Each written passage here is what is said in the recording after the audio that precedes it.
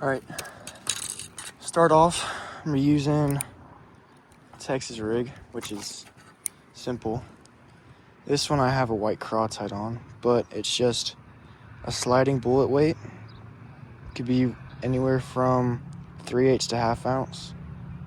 And an EWG hook, which could be anywhere from 2/0 to 5/0.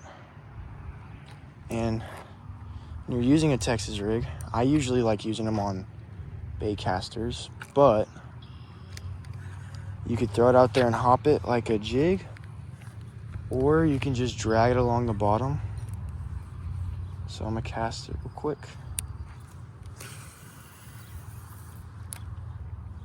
You just let it sink to the bottom, and then you can reel it back really slow, or you could hop it like that.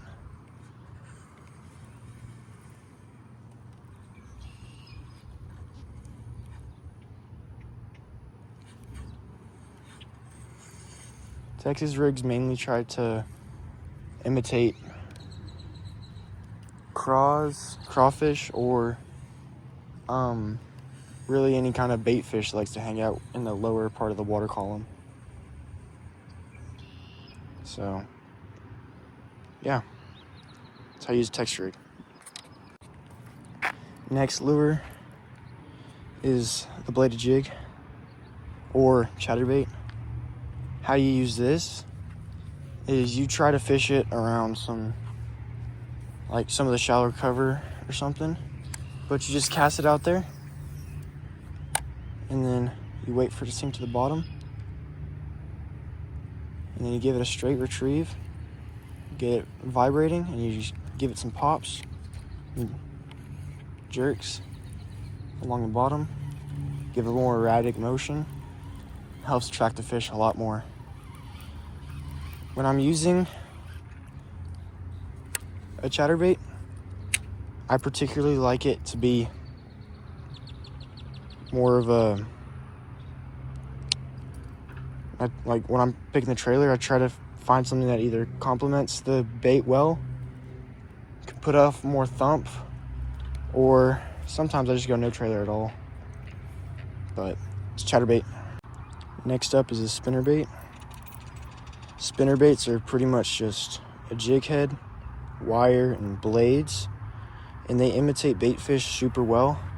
And I like using colors that try to match the bait fish in my pond. So I mean, in fishing terms, that's called matching the hatch. Trying to figure out what the fish are eating and matching that. But spinnerbaits are pretty simple. You just give them a straight retrieve, get those blades thumping, and then just pull it back. And they work so well that they're one of my favorite lures to use year round. So yeah, there's spinnerbait.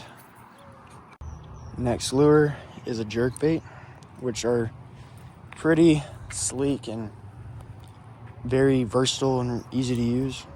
I like using them in open water situations. So pretty much you just cast it out there. Oh, I thought to adjust it, it's all right. And then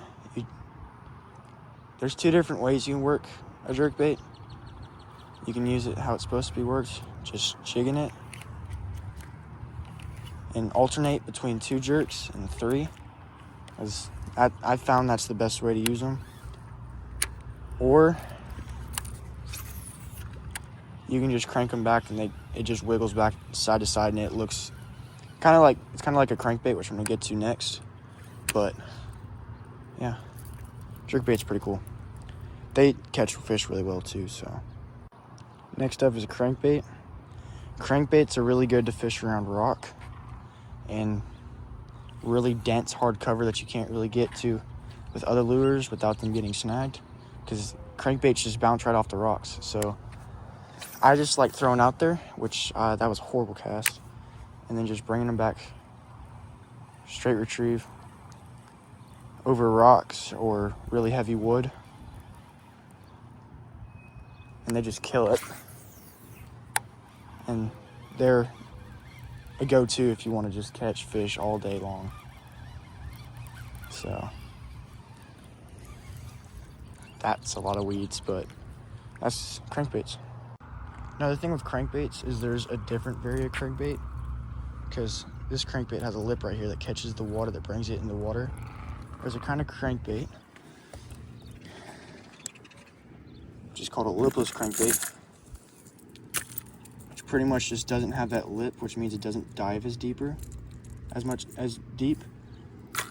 these ones are different. I like fishing lipless crankbaits, or also known as rattle traps, around a bunch of grass or something, some sort of cover like that, grass or open water. These work phenomenal. I just don't want to, but they're straight retrieve, simple, easy, same as crankbait, but just a little bit different. Now we get to go to the fun stuff. Topwater.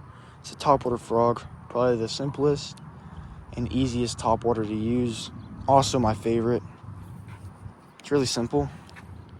You just give it a good whip out there, and then you just twitch it back. Try to get it to go back and forth.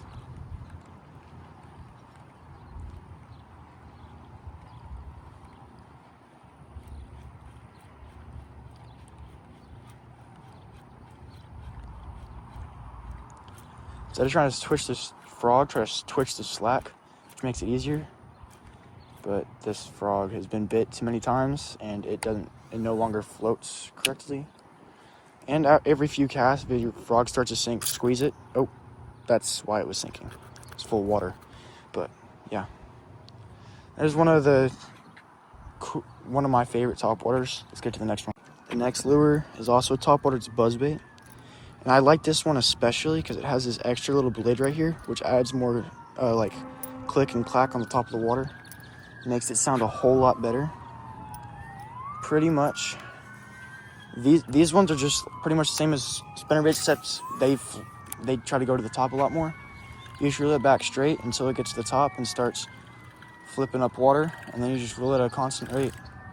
Or you can change up the speed a bunch, but just have it enough so it stays on the top of the water. It's pretty simple. Try to throw closer to the bank, because that's where fish, for any topwater lure, try to target closer to the bank unless you're in a really shallow pond. Otherwise, most of the time, fish probably won't bite unless you're using a walking bait, which is what I'm going to get into next.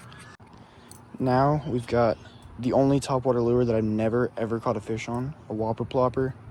This one's, well, fat and short. I like sometimes like little longer ones, and I have one of these in my backpack. So these ones, just like the Buzzbait, they're a prop bait. You cast it out there and just reel it back, and that back tail part just spins. And since it's a hard plastic lure, it floats by itself. So no matter how far you cast it out there, it won't sink. So they're called whopper ploppers because of the sound they make. I don't know if you can hear it, but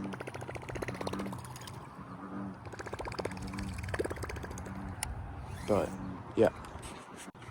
Next up, we got, very simply, it's just a swim bait, paddle tail swim bait, because they have like a paddle tail that helps it like kick back and forth in the water, and then a jig head.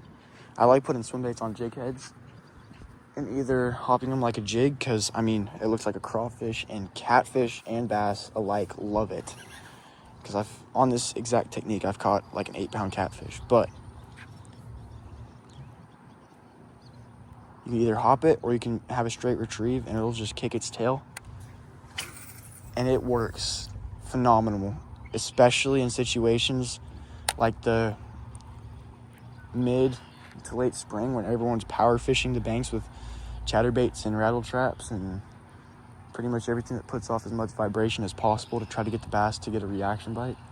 It helps a whole lot more because it's a lot more subtle, and the bass it's different. They don't see it as much in the spring. So yeah. Next up is the Wacky Rig, which I like throwing on spinning rods because it's a really light technique, so you can't really throw it on a bait caster. But I usually don't use EWG hooks like this. I usually use octopus hooks, but I ran out, so EWG hook it is. And I usually don't tie straight to braid, hook straight to braid. I usually have a leader. I just ran out of time to tie them today, so. Just saying that this is the most simple and there's millions of different ways you can rig it. And you don't have to use a Senko or a stick bait. Pretty much the objective is the hook weighs it down, so it does like what I call the death wobble, which means just those appendages just like wiggle back and forth as it goes down. And usually that's enough to be able to get the bites, but in different situations, I just like, oh, I just got bit. As I was talking about how the death wobble like gets the fish's attention really well, I got a bite on the death wobble. So, but yeah, they're a very light finesse technique, which means I just have to do a lot of different things. But anyway, yeah, Wacky Rig.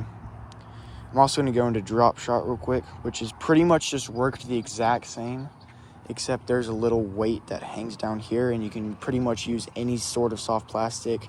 Use a Senko, you could use a finesse worm, you could use a curly tail worm or a speed worm, or you could use a craw. You can pretty much use anything on a Dropshot. But Wacky Rigs, I like using either Senkos or speed worms or curly tail worms or whichever one you want to call them.